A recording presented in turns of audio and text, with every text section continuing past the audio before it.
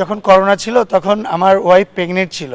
প্রায় 1 সপ্তাহ 15 দিনও হয়ে গেছে যে তার সাথে আমার দূর থেকে কথা হচ্ছে। আমি 12টায় রাতে বাসায় ঢুকছি, সকাল 10টা 11টার সময় আমি বাসা থেকে বের হয়েছি। আমার ওয়াইফ কখন অসুস্থ হয়ে যাবে, আমার ভিতরে কোনো ভাইরাস আসলো কিনা, কনফিউশন থেকে আমি কখনো কথাও বলি নাই। তা তখন জানতাম না আজকে কিন্তু আমি নির্বাচন করবো, আজকে আমি সেক্রেটারি দাঁড়াবো। তখন কিন্তু পাগলের মতো আমি দৌড়াইছি কিভাবে আমার সমিতির মেম্বারদের জন্য কিছু খাবার অ্যারেঞ্জ করা যায়। সে খাবার ম্যানেজ করেছি, কারোর বাসায় পৌঁছে দিয়েছি, কাউকে এখান থেকে দিয়েছি। সো এরকম অনেক ঘটনা আমার লাইফে গেছে।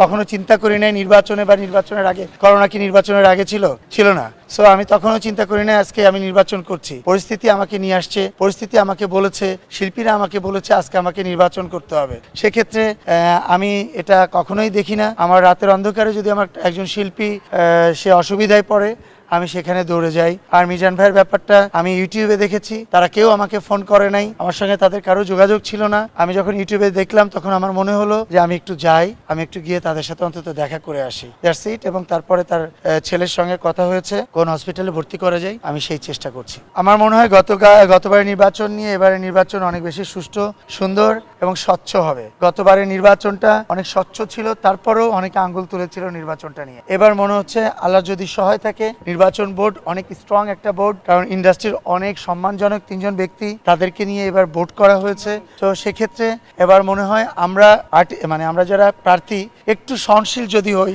একটু অ্যাটাকিং যদি না থাকি, আমার মনে হয় এবার নির্বাচনটা খুব সুন্দরভাবে আমাদের যে মেম্বার আছেন এবং আমরা যারা বাংলাদেশে বা বাংলাদেশের বাইরে যারা বাংলা চলচ্চিত্রকে ভালোবাসে তারা সবাই সুন্দরভাবে উপভোগ করতে পারবে।